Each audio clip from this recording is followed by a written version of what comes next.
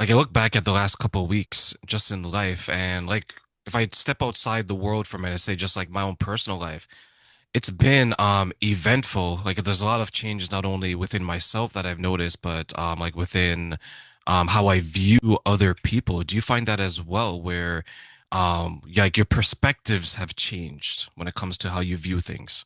That's very interesting that you say that, because I have also felt that in the last really few months, maybe more, maybe four, most of the year so far. I keep kind of readjusting my lens, and people that I used to really enjoy listening to, for instance, I'm just like, I can't handle it anymore. I really am not good with the energy for me. I'm not good with people that hang out in complaint. I'm just like, I don't, I'm not resonating with that at all. Whereas it used to make me, I like laugh and all the stuff. And I just don't even, it doesn't even like, I'm not there anymore. It's kind of, I was just thinking about that this morning. Yeah, it's like our energies are like intertwined when it comes to that today, right? Like, what are the odds that we would both be experiencing similar things this year? Well, I think the odds are actually, I'm not an astronomer or astrologer, but I think the odds are better than maybe either one of us, unless you are an astrologer. The odds might be better than we realize because this is what the people are saying is happening. We're actually going through a big shift, and I don't understand these things because that's not my area of study.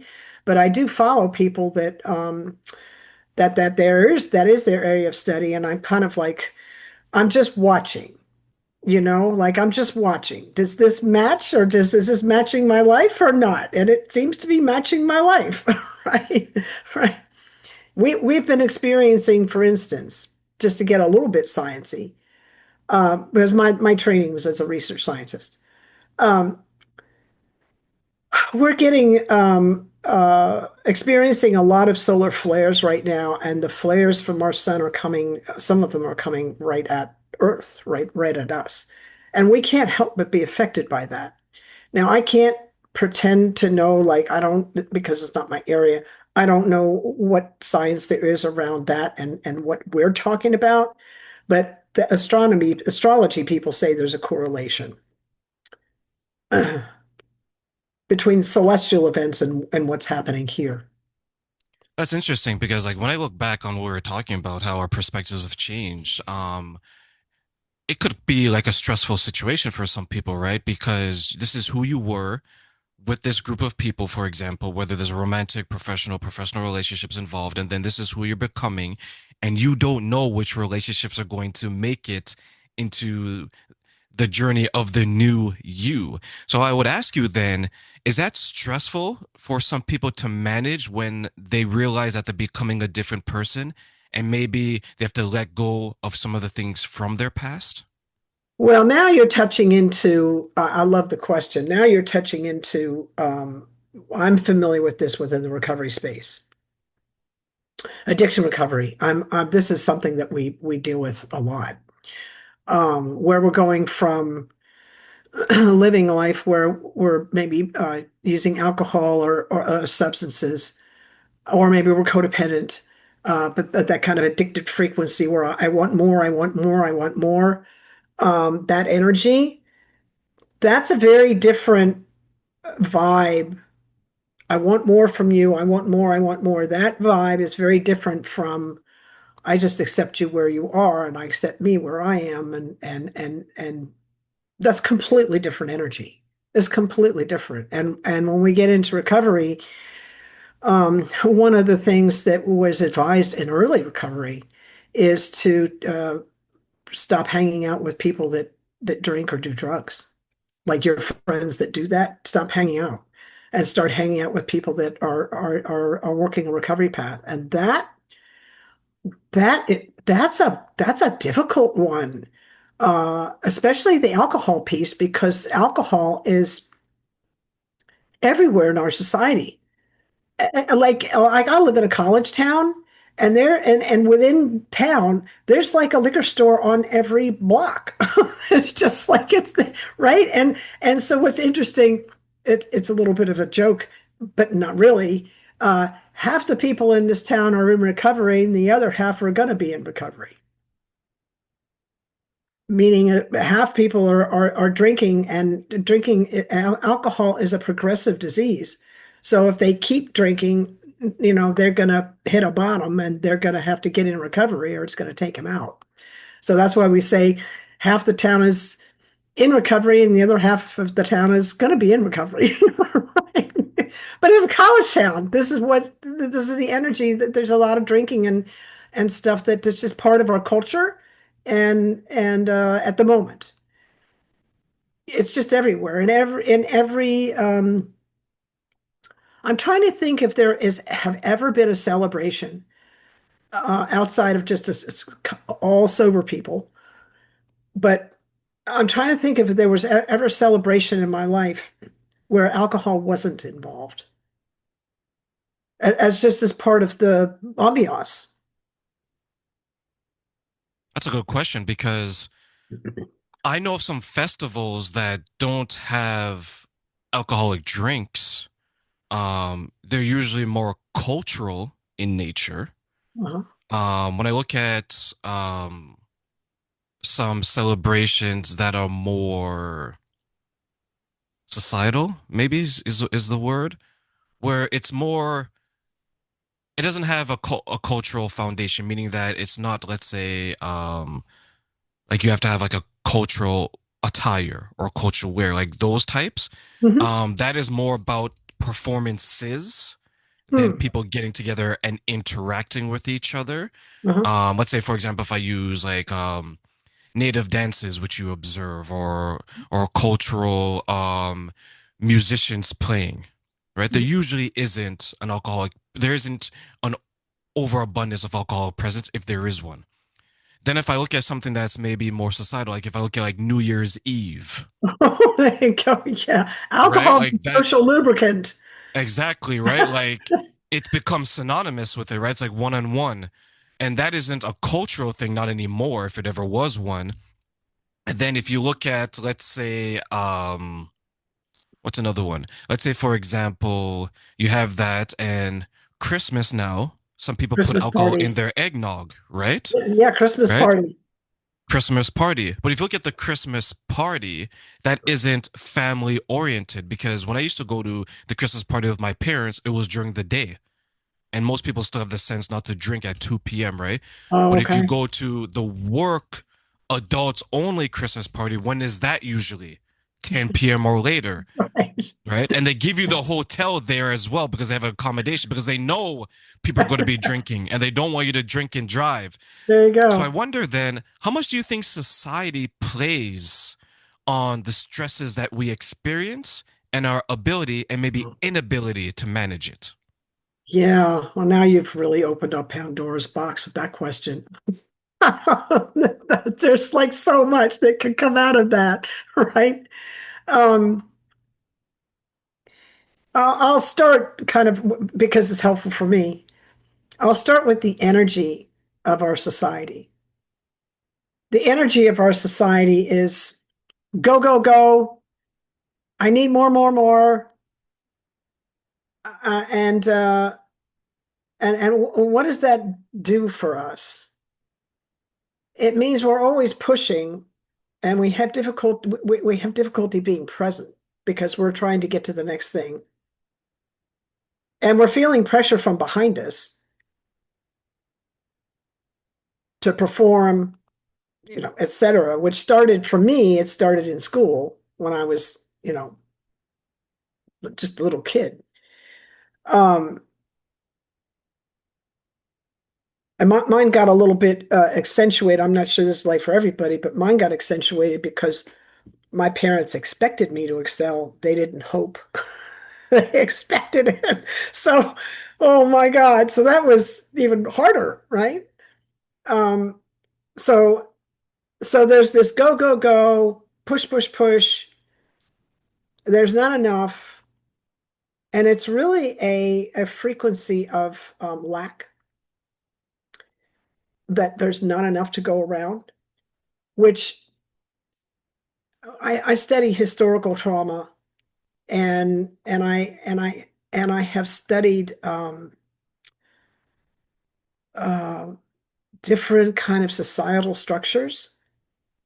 And what I noticed, because we're looking at the energy of the society, not that I've ever lived in a tribal community. I haven't had that experience of living. I've kind of been in them, but I haven't lived in them. But I've hung out with people that have, and that's a completely different energy. So it's like the tribal scene, from what I understand, is that there's enough for everybody. It's a completely different energy. And if anybody falls down, we stop and lift them up. It's completely different. So the structure of the society that we're living in at the moment is not to our benefit. And so now we have a society where we have to cope because it's so stressful. And the easiest thing, what are we going to do? We're going to do the easiest thing. The easiest thing, the things that are most readily available are things that are addictive: sugar, alcohol, shopping, gambling, codependency, all things, right? So it's a little bit of answer to your question. It's a big question, but that's a stab at It it. is. It is. It is because when you mention like tribal people who are more tribal in nature, that's what that's always a presentation, right? Because they have more of a balanced lifestyle when it comes to wants and needs. Everyone is accommodated for the most part. Whereas when it's more wide open, like the size society we have today, there's going to be people that's not going to be able to have, and that's Yeah. a stress, right? Like Yeah. you look at the basic needs, right? Food, shelter, and things like that. So when people who don't have certain things and they begin to experience stress, in your observation, what are some of the things that happen to them on a maybe emotional level as well as a mental level? Well, they get sick. I mean, you can't separate mind, body from spirit. And so now they don't have their needs being met on a very fundamental level. They don't have physical needs being met. Maybe they can't get the food that they need. They're getting, there are these like uh, food desert areas where people just don't have access.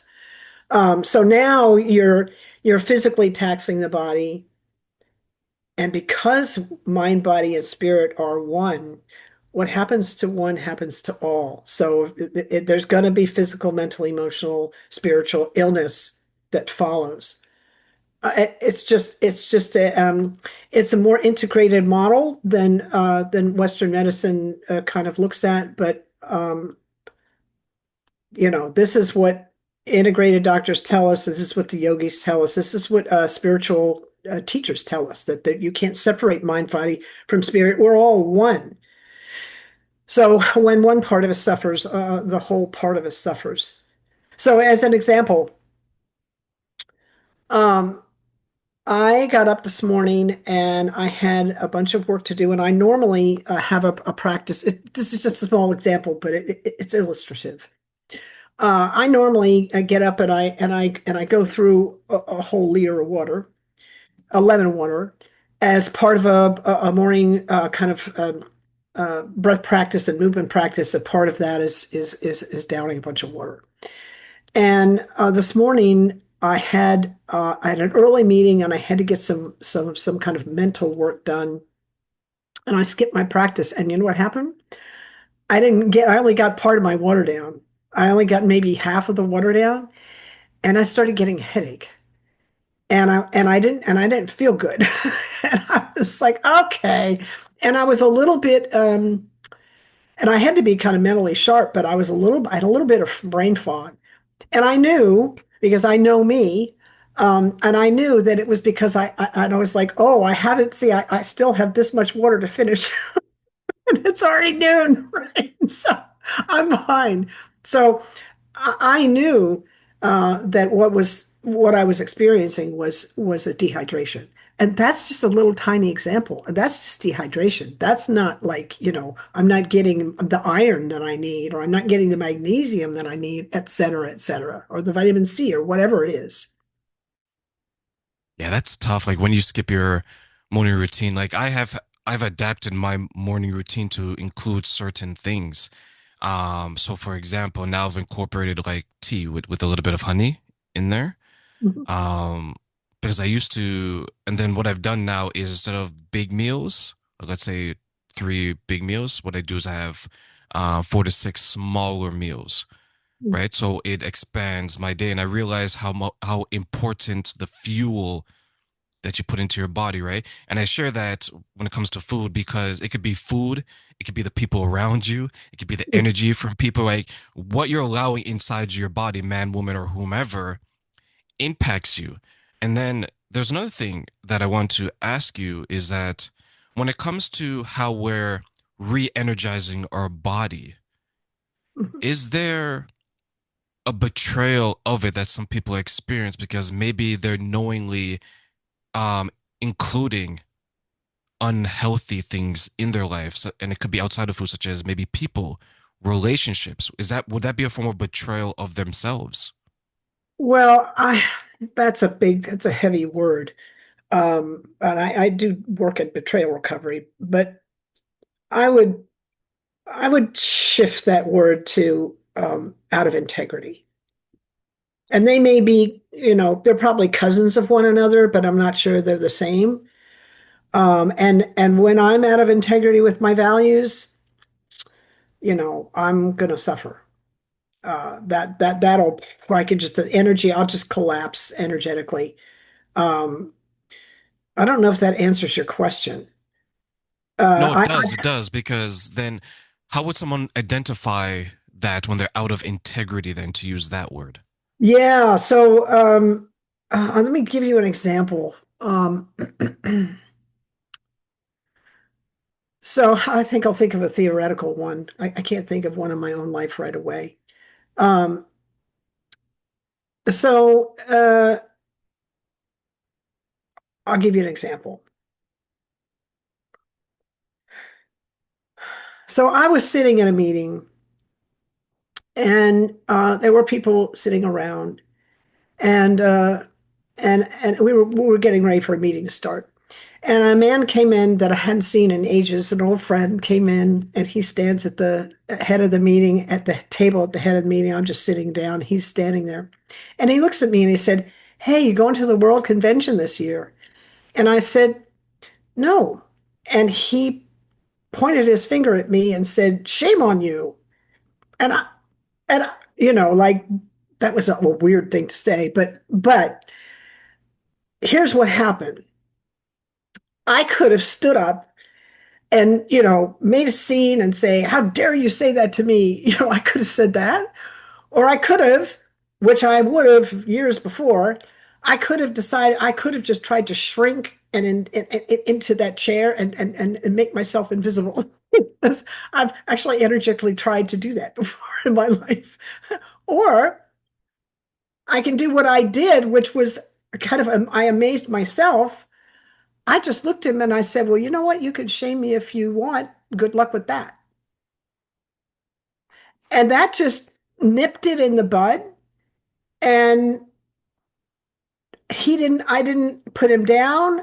I didn't put myself down. I didn't feed it any more energy. I just went neutral. And that was very powerful, right? And that was the end of the conversation. We moved on. Right. But I put up a boundary saying, don't you try and treat me like that. That's not just not working here, right? But I did it in that way, right?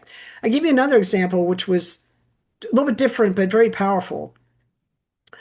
I was in a rental car, and it had kind of a hood, and I wasn't really used to that. And I pulled into it was Christmas time, and I was mailing a package at the mail post office. And I pulled into the parking lot in parallel parking, and and there was a truck in front of me that had a trailer hitch on it, which I didn't see over the hood. And I literally tapped it. It didn't even scratch the front of the car or anything, but I tapped it as I pulled in. And the guy, the owner of the truck, was in the truck, and the door flew open, and he came running at me and throwing F-bombs and everything, and I didn't even know what was happening. And this is the darndest thing happened. I opened the door and I stood up and I went energetically to neutral, and he stopped and turned around and walked away. That was interesting to me.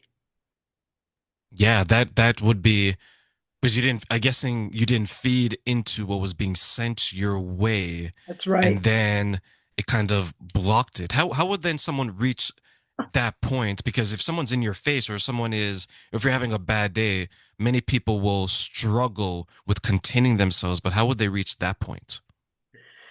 Well, the underlying thing there was that wasn't about me, it was about him. It was about his stuff. It wasn't personal to me. And that is a huge, um, I don't always remember that, right? I take stuff personally. I'm human like everybody else, and I have my little soft spots. But that's a general operating principle, and I don't I can't really teach that. I can give everybody I can give you the principle, and then you got to run the experiment, because I had to run the experiment myself. It's like, well, how does this work? Not taking things personally. Well, what does it even look like? I had to practice on that one. Elizabeth, you mentioned you deal with betrayal trauma. And I want to ask you, for those who are listening, what is betrayal trauma and how does it impact our lives? Well, betrayal trauma is it's a little bit different than regular trauma. It's kind of its own subset under trauma. Trauma is anything that um, where we disconnect from our authentic selves and others. It's a wound where we disconnect.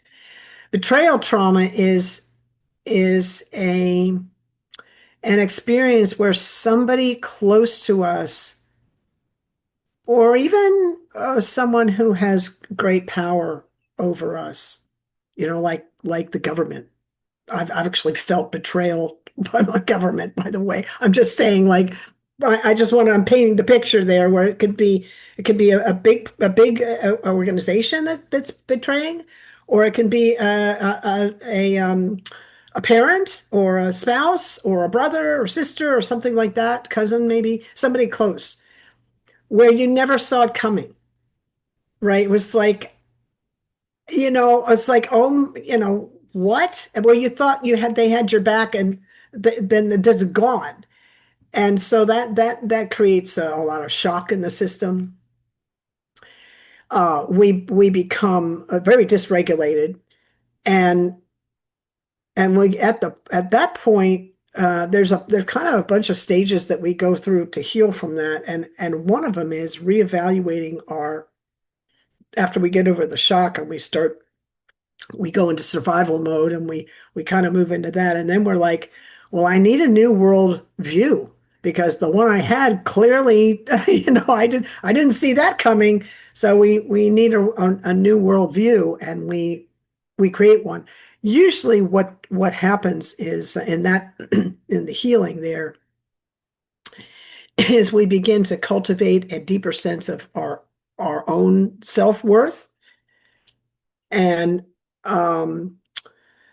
yeah, there's a whole dynamic with people. Remember when we talked about don't take things personally? Well, in the betrayal trauma, you're completely taking that personally, and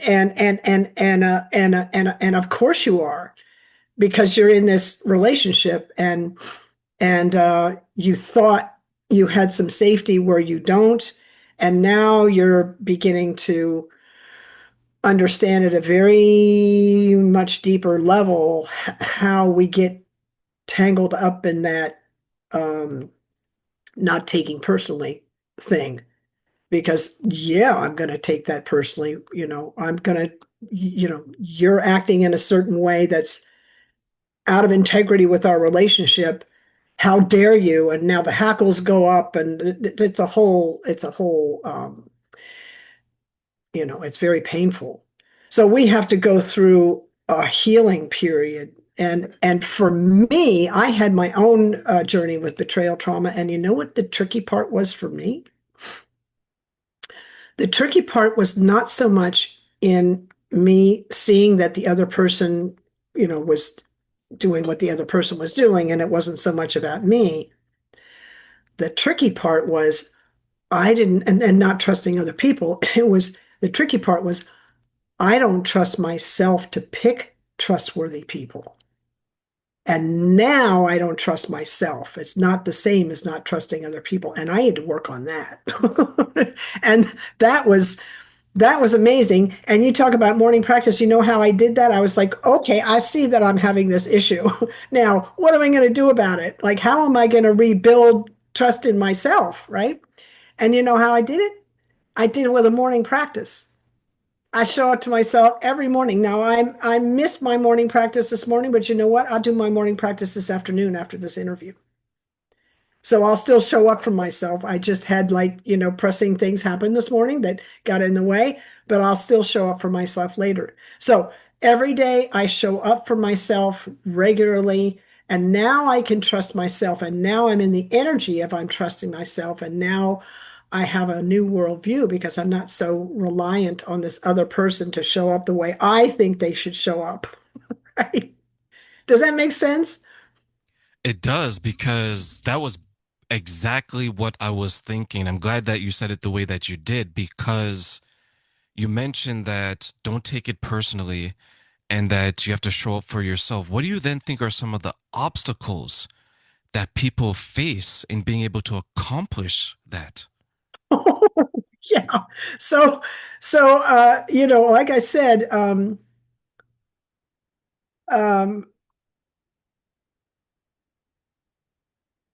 I can't trust myself to pick good people. That's a self-esteem issue. And that is also a very negative mind. Now, I'm going to take this conversation to another level for a moment, and then we're going to come back. So, chronic pain is any pain that's felt 15 days out of 30 for 3 months or more is chronic. Chronic stress is chronic pain.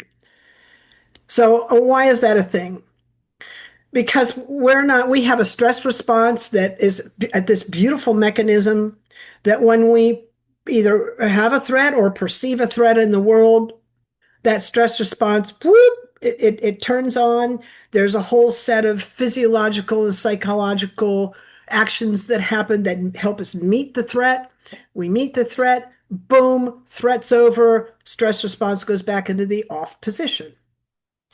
In chronic stress and chronic pain, the stress response gets stuck in the on position. So now we're always hypervigilant. We're always looking for the threat. And what happens in the body is that when we're dealing with a threat, there's biochemistry. That's as I said, there's biochemistry as part of that. And so we create all these stress hormones. And remember, we talked about mind, body, and spirit one. We create all these stress hormones. We're not made when we metabolize them in normal stress, we have a stress response. All these chemicals, cortisol is one of them, come in. The body processes the metabolites of that. We might get a little brain fog the next day. It's a little bit of an emotional hangover, but we're good. We clear it. In chronic stress, we don't. And we're not made, the body's not made for that. We're not made for this chronic stress state.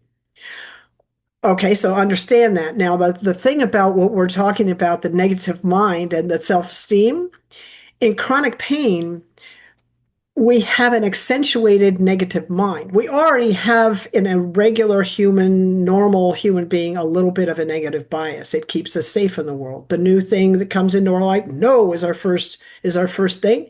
Then we like reassess and well, maybe, or oh yeah, I can do that. But the first one is no, and that's baked into us. This is all, biological wiring, no problem. But in chronic pain and chronic stress, that gets accentuated, and now we have a self-esteem problem. We have you're wrong, the world's wrong, and boy, am I ever wrong. And that's what we're dealing with in betrayal trauma, because betrayal trauma is a chronic pain issue. It's not something that's just one and done. It's like, oh my God, this thing happened, and it takes months, and it takes, you really need to be in a space. I work with Dr. Debbie Silber, who has the Post Betrayal Transformation Institute, PBT Institute, and she specializes that whole platform. That's all they do is betrayal. I happen to be one of her coaches. She's got about a dozen coaches, and we all specialize in one aspect or another of betrayal trauma. This is my area, this nervous system thing, and kind of understanding what chronic pain is doing, and and the impact that betrayal trauma has on the nervous system. The thing is, Terrain, you can't think your way out of that. You have to nervous system your way out of that. The nervous system has to believe that it's safe in order to heal. As long as it thinks it's under threat, it's going to fight, and we're under chronic stress. When you mentioned chronic stress, you mentioned, if I remember correctly, if I heard you correctly, 15 days out of the 30. Yeah. Yeah. So would that mean then would some people then who are, let's say they're experiencing that, maybe not realize it because half of the time they're good, the other 15 days?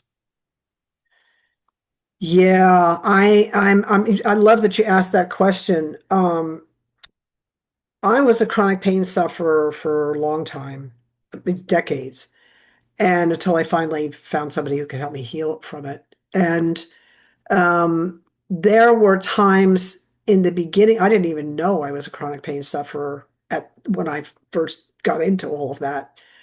Um, it wasn't until later, and when I looked at the science, that this is neurophysiology that we're talking about.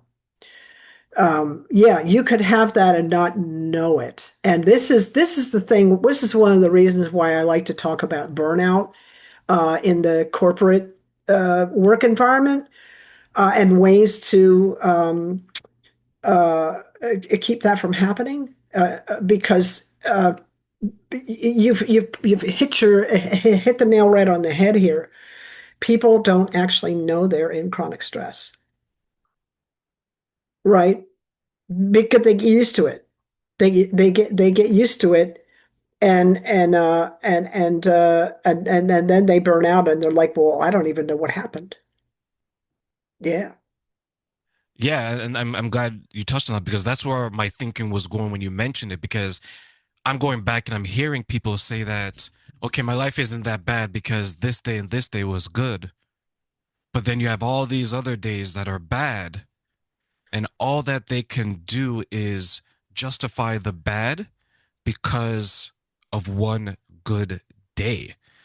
And that's fine to focus on the positive, right? But to your point, you begin to neglect your health. And you know what? And the beautiful thing about the human body, and I'll get your input on this as well. It'll tell you what's going on, It's true. It's very right? Right? Like your body will tell you what's going on, but you have people who ignore it. And you mentioned burnout in the corporate world. Like how many of those people were sick or show signs of being sick for months and years Mhm. before the body said, okay, you know what? I was giving you subtle clues. Today is the day I'm going to be right in your face about it. Yeah. Heart That's what attack, happens. anxiety, emotional breakdown, meant breakdown the mental health. Mhm. Why do you think so many people are either neglecting the signs or Uh-huh. maybe or just unable to identify them? Well, I think if they're anything like me, it's because the way I was raised was to reference the mind. I wasn't raised to reference the body. So I literally, I kind of, and I remember saying this to myself as a kid. It's like everybody's walking around with their minds and they're just kind of dragging their bodies along, but their minds, they're all up in their head and they're not in their heart. And this is just the way I was raised. And they don't, because they're up there, they don't even know what's happening in the body. And my parents were great examples of that. The stresses that I mean, it was just amazing to see the stresses that they went under, and they used alcohol as a way to cope. But it was all up in the mind. They just and then they both died at least proximally of progressive of alcoholism because of it, different kind of manifestations of it. But yeah, Yeah, my mom ended up having just because it's so intense. My mom ended up having diabetes concurrent with alcoholism, and she got gangrene. That was a very, very painful death for her. I'm looking at some of the people that I know that I've come in contact with along the way. Some of them are going through some stressful situations. And then if I look at those people and just remember how some of the conversations I had with them, the possibility, it appeared, the possibility of a potential new stressful situation was more impactful to them than the actual current stressful situation. So I'll give you an example. Mm, Someone would say that it's stressful that I'm working all these hours at work. Okay, that is stressful. Long hours, it could be very stressful, right? mhm. But then say that, well, if I don't work all these hours, maybe I won't be able to have the lifestyle that I want. And the thought of losing something that hasn't happened yet was causing them more stress than the stress of working all those hours. Do you Yeah. see that happening as well? Yeah, you're just speaking to my point I made earlier about we're so there's so much pressure to perform and to keep moving in society that we're always looking, we're trying to get to the next moment as fast as possible, and we miss being here. So we're not living, you and I are having this conversation and we're present with one another, and we've obviously done the work that we can sit still and do this, right? But I didn't used to be that way. when I when I had when I had chronic pain. Now I was very good at focusing. I was pretty high functioning, um, but I would get exhausted easily, right? I would get exhausted easily, and I remember early in my marriage, my husband was much more mellow. He handles stress just so much better than I did. He didn't have some of the underlying things that I did, but he had his own stresses, and he seemed to handle things better than me. And and we would come home from work, right? We were both graduate students, and we'd come home. We were working as part of the graduate work, and we come home, we'd drive home, and he'd stop on the way at a field to look at some flowers. We were both biologists, but we loved flowers and stuff. And it was so interesting because he could stop and literally smell the roses, and I was like, "We got to get going." I, I was not able to just chill out, and like it was very hard for me to just stay in the moment and slow down enough to be present with a rose. I'm That just example saying, you like, yeah, I was yeah. going to say that example you gave reminded me of like the personality test where there's people who are more prone to, let's say, negative thoughts, where other people are better at handling negative thoughts. And they say that when it comes to that, that impacts more women than men, right? And then when you look at, like, let's say, safety and security, I think women worry about that a little bit more than men do, in general, right? So I'm just wondering if someone is always in their head, right? When it comes to their thought, whether they're man, woman, or whomever. Uh-huh.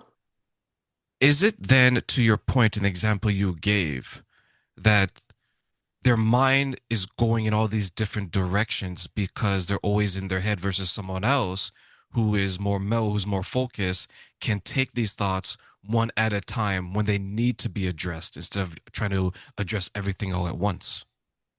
Well, I think that's a very interesting question, and I don't believe in multitasking. It's not the way the brain works in terms of thoughts. We only have one thought at a time. We can have many thoughts very fast.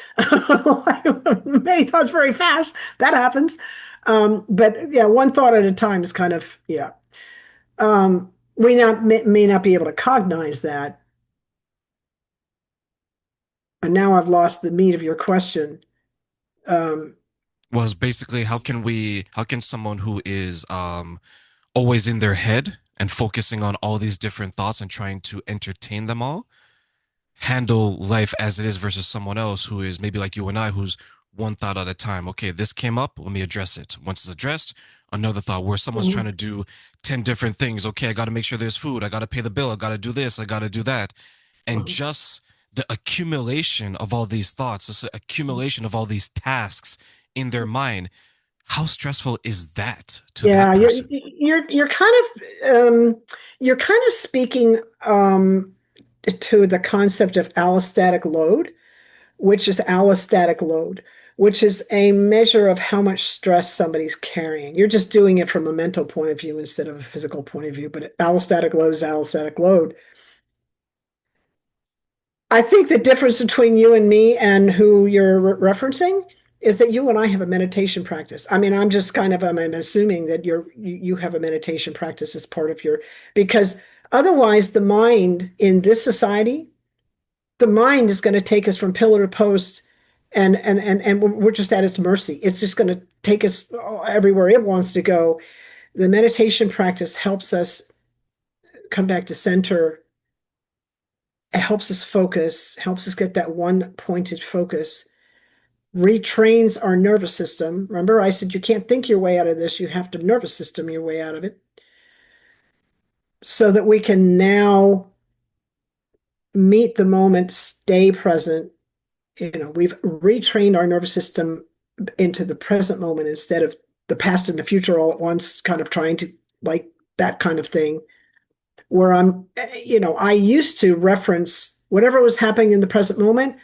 I would reference what happened like this in the past and what does it mean about the future? And that was my nervous system. I'm trying to get all that, and oh my God. So, but that's the nature of a chronic pain sufferer. We're constantly comparing this event to the last one and what can I do to fix what's happening now? And I'm not accepting now, right? Well, in the meditation practice, we learn to accept what is, and we learn to watch our thoughts, and we learn that we're not our thoughts. We're watching our thoughts. We're experiencing our thoughts, but it's not who we are. There's a huge difference. Yeah. How can someone then train their nervous system to assist them out of it as you propose? Yeah, so this is where breath practice comes in. And I know, oh, breathing's so easy. Well, yeah, we do breathe automatically, and that's awesome. But most of us breathe short and shallow. And what's which I love so much because I feel like it's so powerful, is that the breath reflects the state of the nervous system. So right now, we're having a conversation, and our breath is probably I wouldn't say it's long and deep, but I'm breathing more deeply than just the shallow. It's not a shallow breath. I'm breathing somewhat into my belly because I was trained by a singer and musician and sound engineer who taught me years ago. He said, Elizabeth, breathe through the words. So you want to have some breath between your words, right? Breathe between the words. What a beautiful teaching. Breathe between the words. 4 words. And it was it's like the very impactful 4 words. So the breath reflects the state of the nervous system. So when I get excited, I get activated by something happens and I'm like, uh-oh, right. What happens? My breath gets short and shallow and fast, maybe irregular, ragged. My nervous system is doing that too. So at this point in my life, I noticed that because I have such a long, I've had a long breath practice under my belt that's for years. Um, and I pause and I take a deep breath and I do some long, deep breathing and I get back. I give the signal into the nervous system that it's safe after all, instead of feeling threatened, and it calms down. So there's a connection between a long exhale and the nervous system. And a long exhale sends a signal to the nervous system that it's safe and to calm down. Wow, that's amazing. So when I get nervous, I have that I have that tool, long, deep breaths. I take a breath in and I make sure that the exhale's nice, long, and slow. And I do that 5 or 6 times, and now I'm calm again. I greatly, and when I say greatly, I mean I greatly underestimated breath work, right? Because to your point, I used to, like, I'm breathing just, right? Kind of medium, but for the most part, short, right? And straight to the point because I just need oxygen, Exactly.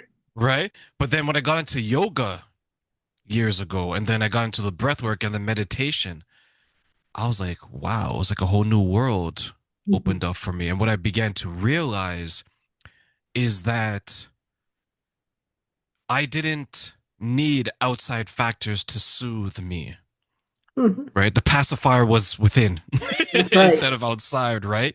Yeah, And sometimes when I share that, people are like, "Oh, I'm just so stressed." I was like, "Okay, take a moment. Where do you feel the stress?" that's right. Like people are like, "What do you mean?" I was like, "In your shoulder, in your legs, right?" Like for me, like when I get stressed, I used to feel it in my chest, Hmm. warm, heavy, and everything, right? Some other people they feel it in their legs and they feel like they can't walk. They have to sit down. Hmm. So it was interesting when I pointed this out to people and people started to think, okay, I feel it in my fingers, right? Hmm. Why do you think then some people are disconnected from their bodies, what it wants, what it feels, even though it's theirs to own? Well, this is again the orientation of the mind. We're living from the mind. We're just this is how we train our kids in school, how to do numbers, how to read letters, and we're not, there's no body practice except gym, which they're not doing so much anymore. But I want to make a point to what you said. I want to get in a little bit. You said, I just need oxygen. I get that. And isn't that interesting? Because most of the alveoli, which are the little organelles that actually exchange the gases in the lungs, over 50% of them are in the base of the lung. So for shallow breathing, what's happening? The cells aren't getting oxygenated, and the CO2 and toxins that we're trying to release are building up in the base of the lung. And now I've got a headache. And what the hell happened? And let me tell you this. I don't know what you do in your morning practice, but I can imagine it since you've had yoga. But I will tell you what happened to me early in my when I first got into recovery. And I had this yoga practice, and I would wake up in the morning and I would be the negative mind was so potent I could barely get out of bed. And fortunately, I got right to my mat. Like I had enough motivation to get there. It was almost like I was scared to just, I was scared enough to get to the mat, right? And I would sit there and I would breathe. I had this chanted thing. I go long. It's called long echo cars. It's a chanted breath practice. I did it for 3 minutes, and I'm fine. Negative mind gone. I'm good. And I'm like, well, that's interesting. Well, I have a science background, and I was like, what's happening here? So I kept running that experiment. Every morning I'd wake up. I don't wake up negative anymore, really, at all. A little bit, but not like I used to. But I would wake up negative and I get on the mat and I do my breath work. And 3 minutes later, and I was timing it. I was like, what's that? I was running the experiment. And every time I felt better. And I was like, what is happening here? And I realized that what was happening is that I was shallow breathing all night. And we and so I'm building up CO2 and toxins in the base of the lung and the cells aren't getting oxygenated. And my mind is reflecting the state of my body. And so 3 minutes later of long deep breathing, I've cleared the channels and we're off to the races. That's how powerful breath is. I 100% agree. Like I recommend it to so many people and I just tell them it's something that's going to make you feel better and you can do it in your home. You can do it in the grocery store walking around. You can do it anywhere. Nobody Exactly. will know you're Anywhere. doing Yeah, it. like you don't have to go somewhere to then do it, right? You That's can right. literally wake up, sit on the edge of your bed, Yes, that's and right. I do continue that too. forward, right? That's right. So Yeah, that's let right. me ask you then, Elizabeth, as we close, I'm going to give you three wishes. Oh, Okay. huh. I love this question. It's one of my favorites. What are three things you wish people knew about the benefits of breath work and why? Oh, three things. One, that it is powerfully healing because the cells are getting the oxygen that they need and releasing the toxins that they don't need anymore. That's one. The other thing is what I teach in the betrayal trauma space, which I love so much, is this. We hang on to our stuff. Oh, I'm resentful. I'm so mad. And look what I did. And look what you did. And all that stuff, right? When we sit in a breath practice, we can't receive new information until we release what's no longer needed.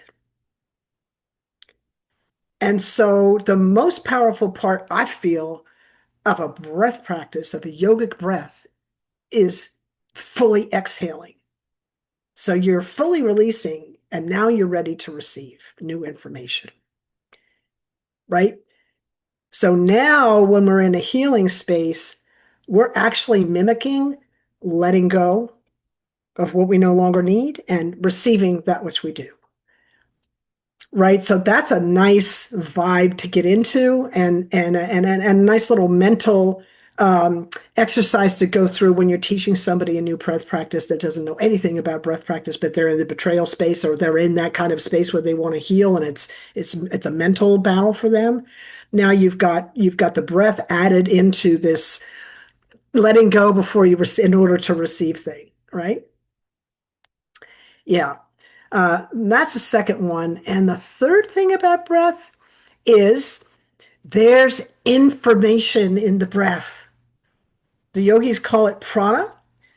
The Chai Chi people, the Chinese medicine people call it Qi. And it's not just, it's actual information, energetic information is in the breath. So it's very powerfully healing. And I kind of feel like when when I get up in the morning, I do what you do. I start on I get up and I sit on the side of the bed and I start deep breathing on my way to, whatever I have to do to get to my morning practice. I start the deep breathing. And it feels like at this point in my life, it feels like I kind of deflated. If I was a balloon, I kind of deflated overnight. And when I wake up, I have to inflate myself again. And I do that with the breath, but I'm bringing in life force energy as well as this as breath per se. I'm bringing life force energy. So this is a thing we can cultivate.